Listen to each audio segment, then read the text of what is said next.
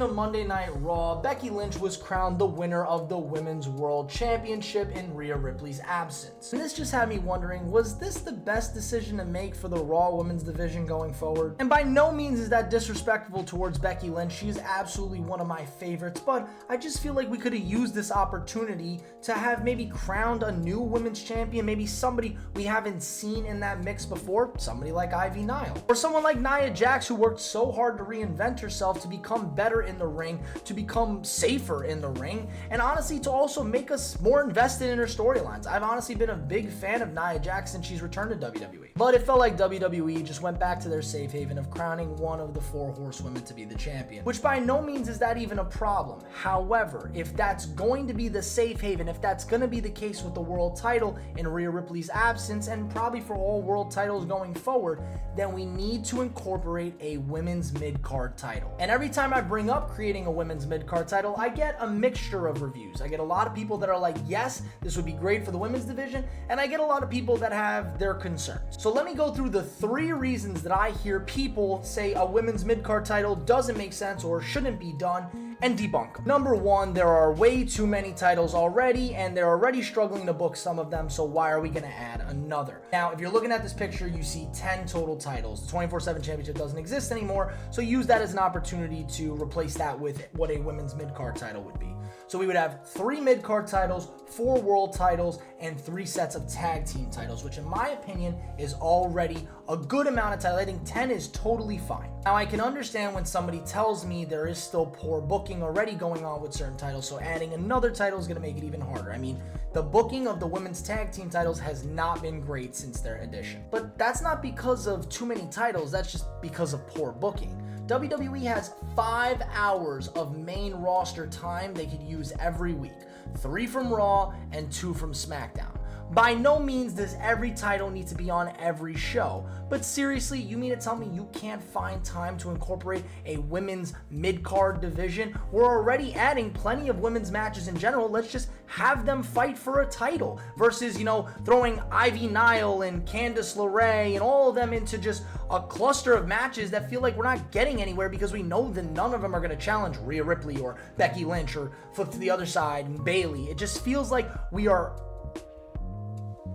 just aren't using our resources correctly. Because if you add a women's mid-card title, all of a sudden, those matches on Raw that feel like they're pointless actually have a point to them because they're striving for the Women's United States Championship or the Women's Intercontinental Championship. And you could use this as a beacon of opportunity for somebody, I said, Ivy Nile, or even somebody like Maxine Dupree, who's working so hard to improve herself in the ring. You can use this as an opportunity to push them to the top, but start it in the mid-card. Take Zoe Stark, for example. I think Zoe Stark will inevitably be world title material. I even could say she is right now. However, I think a stepping stone mid-card title could really help boost her credibility because when they threw her into that feud with Rhea Ripley, none of us believed she was going to compete against her or beat her, I would say. And, I feel like having a mid-card title where she could rack up maybe 2 or 3 reigns, we could then push her to the top, to the world title division and say, well, Zoe Stark was a 3-time women's intercontinental champion, so yeah, she has the credibility to be in the world title scene. Take the 2 men in this picture, The Miz and Gunther. The Miz has made a career of being a mid-card champion. He was the best, in my opinion, the best intercontinental champion of all time. And look at the guy on the left, Gunther, the longest IC championship reign of all time. Since he joined WWE, they didn't push him right to the moon with the world title reign. They gave him an IC championship reign, and he established himself as a main eventer while not even being in the main event.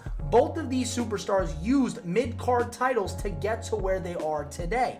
How are we expecting somebody like Zoe Stark, somebody like Maxine Dupree, somebody like Ivy Nile, somebody like Shayna Baszler to be a world champion if we don't give them something to work towards while they're not in the world title picture? The number 2 complaint is the stupidest one in my opinion, where I'm told there's not enough credible superstars to create a women's mid-card division. The purpose of this division is to build up credibility.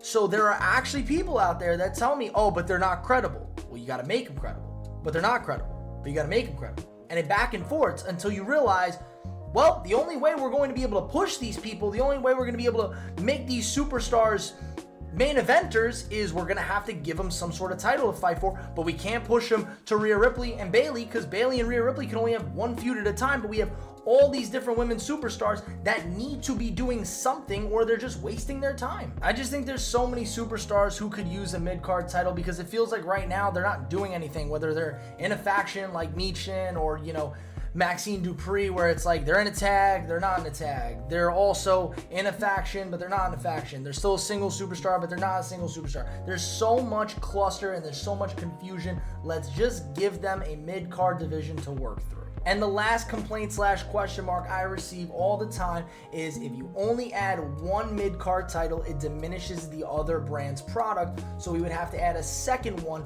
for the other brand, which then adds into the conversation about the first issue of way too many titles. Now there's two aspects we need to work on here. The number one being, yes, if we do add two separate titles, that is now 11 titles and it's still 5 hours of television. WWE has plenty of time and you don't need to have these championships and these matches go on every week. I mean, we saw Roman Reigns, who was holding the most prestigious title in the company, be gone for months without being on TV, and then he would just come back and have some big match. And typically the mid-card titles are the ones that are supposed to be defended on weekly television and the ones that we're supposed to see as often as possible. These are always called the workhorse titles, like the IC Championship and the United States Championship. If we are going to book two separate mid-card divisions for the women, one for SmackDown and one for Raw, and we have two separate mid-card titles, there's going to be a way to work with all of it. It'll just be on weekly television, probably more than the world titles, but that's okay because world titles are supposed to be the prestigious ones. They're not supposed to be the ones defended on weekly television. You're supposed to be saving those for the main event of a pay-per-view. So use this as an opportunity to push some of the women's superstars into the main event of weekly television by having them defend or fight for these mid-card titles. But let's stick with the original point. What if WWE decides they only want one women's mid-card title and we'll just say it's the Women's Intercontinental Championship? That's okay. You don't have to have multiple titles to bring brand credibility. You can have a couple of different ways where this works. Number one, you have the Women's Mid-Card Champion focus on being on both brands. Now, that is very difficult for one superstar to be on both brands. However, you could also just have it be on one brand and have it switch occasionally. You could have somebody on SmackDown show up to Raw for whatever reason, win the Women's Intercontinental Championship, and go from there. I mean, like I said, Roman Reigns was off TV for so long. Seth Rollins was the only world champion on TV. For a brief period of time, Roman was the only world champion in general. He wasn't showing up on both products. We just didn't have a world title on Raw for a long time. So yeah, that's honestly what you got to do. I think two women's mid-card titles could be a lot of fun, but yeah, I think if you're just gonna do one, you either have her show up on both brands or you have her show up on one and you have them commingle. You have some SmackDown superstars show up on Raw, you have some Raw superstars show up on SmackDown, depending on wherever the women's mid-card championship is. My whole point of this video is just to say that I feel like, yes, the world title picture has become clogged with the same superstars, whether that's on the men's side or the women's side. The difference is when the men's superstars side gets clogged up, you can have somebody go to the IC Championship or the United States Championship or sometimes form tag teams. However,